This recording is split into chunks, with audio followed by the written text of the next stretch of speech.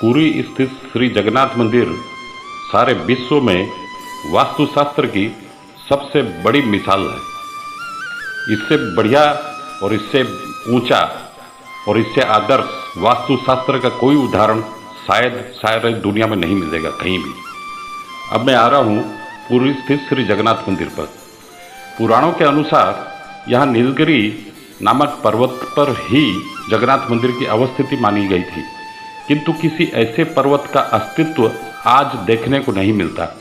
अब केवल मंदिर के भीतरी बेढ़ा के सड़क के धरातल से कोई 6-7 मीटर ऊंचा होने से उसके नीलगिरी या नीलाचल होने की कल्पना की जा सकती है। क्षेत्र महात्म्य।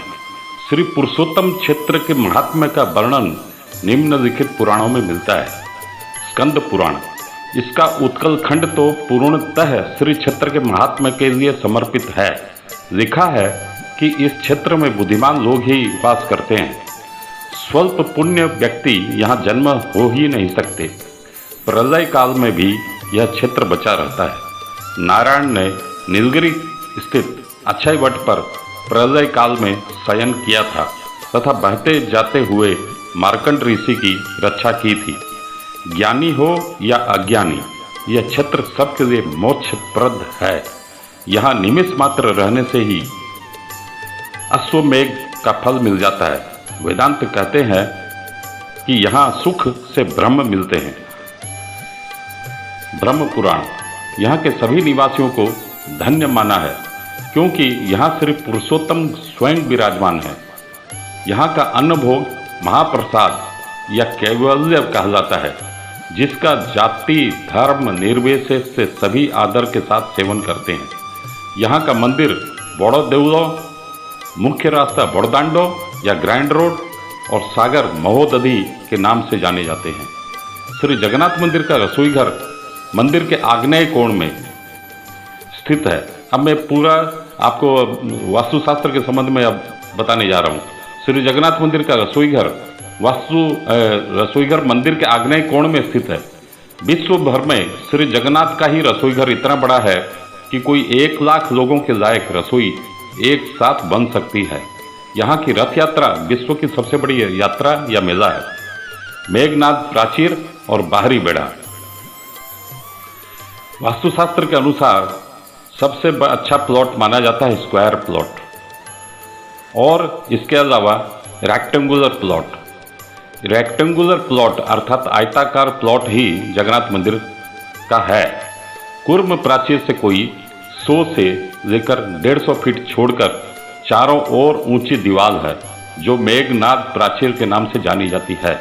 उत्तर से दक्षिण इसकी चौड़ाई कोई 644 फीट और पूर्व से पश्चिम इसकी लंबाई कोई 665 फीट है। मोटाई है 6 फीट के आसपास, अर्थात यह भूखंड आयताकार है। इस प्राचीर में 4 द्वार हैं। पूर्व का सिंह द्वार या जय विजय द्वार, पश्चिम का व्याघ्र द्वार, उत्तर का हाथी द्वार, दक्षिण का घोड़ा द्वार। ध्यान देने की बात यह है कि कोई भी द्वार एकदम सीध में नहीं है।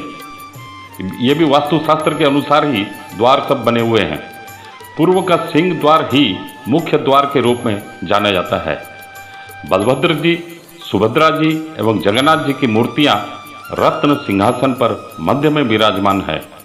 बड़े बड़े ये भी सारे ये जो ठाकुर जी की जो मूर्ति मध्य में विराजमान है, ये 100% वास्तुशास्त्र के अनुरूप हैं, प्राचीन वास्तुशास्त्र के अनुरूप। और ये मंदिर करीब 800-900 साल पुराना है। उस समय से वास्तुशास्त्र की विद्या हमारे देश में प्रचलित है। बड़े बड़े विद्वानों के मतानुसार त्रिरत्न या त्रिमूर्ति का मूल ओम है। जगन्नाथ उपासना के मूल में कृष्ण वासुदेव की उपासना ही है। स्नान मंडप मेघनाद प्राचीर से सटा हुआ आनंद बाजार के उत्तरी पूर्व कोने पर यह मंडप है।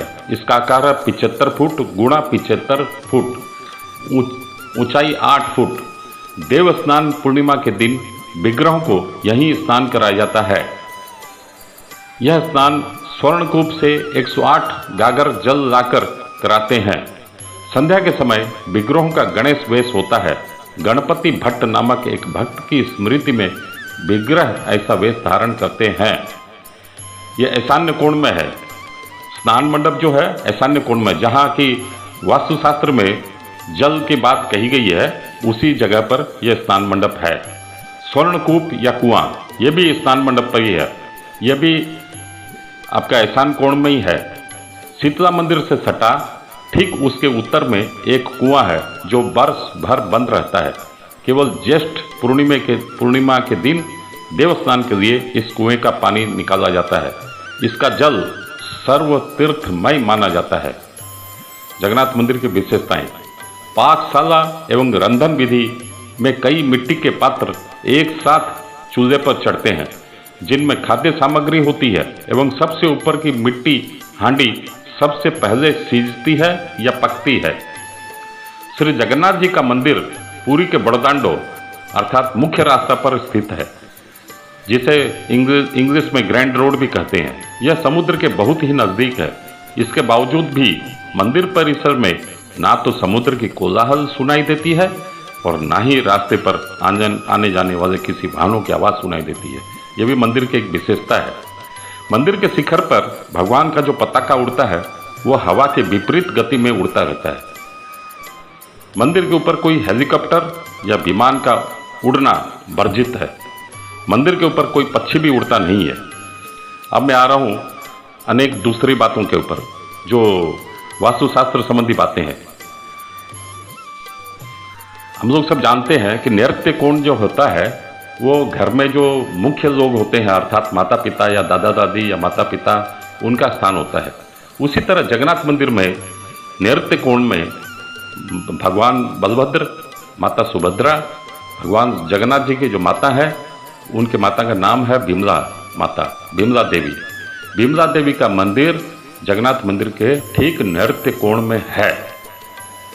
इसके अलावा सरस्वती जी, कमला जी का मंदिर जो है, हम लोग जब बिमला माता के मंदिर से लक्ष्मी माता के मंदिर की तरफ बढ़ेंगे तो इसके बीच थोड़े से दूर जाने पर हम लोग देखेंगे कमला जी और सरस्वती माता जी का मंदिर है। अर्थात सरस्वती है विद्या की देवी और विद्या का स्थान बहुत हमारे धर्मशास्त्र में बहुत उच्च कोटि का स्थान विद्या को दिया गया है। सरस्वती माता मतलब ईशान कोण के आसपास ही सरस्वती माता का मंदिर है, इस नैऋत्य कोण के आसपास। इसका मतलब ये है कि विद्या जो अर्जन करता है उसके जीवन तक वो विद्या साथ देती है। तत्पश्चात जब हम लक्ष्मी माता के मंदिर की ओर अग्रसर होते हैं तो लक्ष्मी माता जी का मंदिर हम देखते हैं वायव्य कोण में। वायव्य कोण एक ऐसा है, 4 कोणों में एक ऐसा कोण है जहाँ पर आवागमन बराबर होता रहता है या आवागमन ज़्यादातर संख्या में होता है। लक्ष्मी जी भी हम लोग अपने धर्मशास्त्र में जानते हैं, सुनते हैं, मानते भी हैं। लक्ष्मी जी हमेशा माता लक्ष्मी हमेशा चंचला है, वह कहीं एक स्थिर होकर नहीं बैठती है, उनका आना जाना लगा रहता है। जो लोग उनको मन से ध्याते हैं, सत्कर्मी हैं, संस्कार के काम में लगे रहते हैं, संसार की सेवा में लगे रहते हैं, वहाँ तो लक्ष्मी जी ज़्यादा समय तक टिकती हैं, बहुत समय तक टिकती हैं। बाकी के जो दूसरे लोग हैं वहाँ लक्ष्मी जी का आना जाना बराबर लगा रहता है। वायव्य कोण भी आने जाने का ही कोण है, वहीं पर लक्ष्मी जी का स्थान है, लक्ष्मी जी का मंदिर भी स्थित है। अब मैं और एक बता रहा हूँ ईशान्य कोण। ईशान्य कोण वास्तुशास्त्र में ईशान्य कोण की महिमा है कि वहाँ पर नीचा स्तर जो जमीन से काफ़ी नीचे रहता है। हम लोग देखते हैं कि नैऋत्य कोण ऊंचा होना चाहिए, ईशान्य कोण नीचा होना चाहिए, और ईशान्य कोण जल भी ईशान्य कोण में ही पाया जाता है। जल की जगह भी ईशान्य कोण ही है। तो ईशान्य कोण में एक मंदिर है, ठीक मीना बाजार के आसपास, जहाँ लोग बैठकर महाप्रसाद सेवन करते हैं, महाप्रसाद बिक्री होता है। उसी के आसपास ईशान्य कोण में एक ईशान्य महादेव का मंदिर है। पाताल, जिसको पाताली महादेव भी बोलते हैं, ईशान्य महादेव भी कहते हैं। यह एक, अगर आप जाएंगे कभी तो वहाँ पर आप देखेंगे मंदिर परिसर में करीब 40 फीट नीचे जाएंगे तो वो मंदिर में भगवान शिव जी के लिंग का दर्शन हम लोग ऊपर से भी कर सकते हैं, लेकिन नीचे अगर जाना चाहें तो 40 फीट नीचे जाना होगा। ये भगवान ईशान्य, इनको ईशान्य महादेव या पाताली महादेव भी कहते हैं। इस तरह मैंने आपको बताया कि किस तरह पूरे अगर देखा जाए तो जगन्नाथ मंदिर की संरचना, जगन्नाथ मंदिर की कल्पना, संरचना, उसके बनाने का विधि सारे के सारे वास्तुशास्त्र के अनुसार 100% की गई है। और ये 800-900 साल पुराना मंदिर है। अर्थात हमारे धर्मशास्त्र में, हमारे हिंदू धर्म में, वैष्णव, हमारे सनातन धर्म में वास्तुशास्त्र का एक प्रमुख स्थान है। एवं वास्तुशास्त्र के 100% उसी के अनुरूप ही जगन्नाथ, हमारे 4 धामों में एक धाम है जगन्नाथ धाम, पूरी उसी के अनुरूप, वास्तुशास्त्र के अनुरूप ही 100% श्री जगन्नाथ मंदिर की स्थापना हुई है। Thank you. जय जगन्नाथ।